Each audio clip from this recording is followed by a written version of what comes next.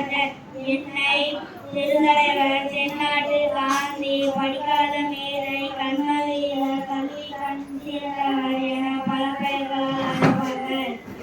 நான் ஜூலை 15, 1903ஆம் ஆண்டு விருதுநகரில் பிறந்தேன். என்னுடைய தந்தை பெயர் குமாரசாமி ஆனார்.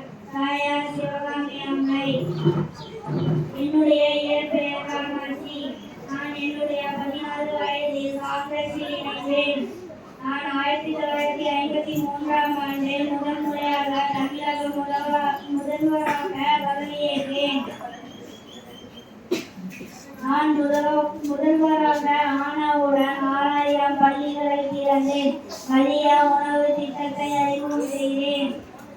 நான் 1964ஆம் ஆண்டு அகில இந்தியா காங்கிரஸ் தலைவராக பொறுப்பேற்றேன்.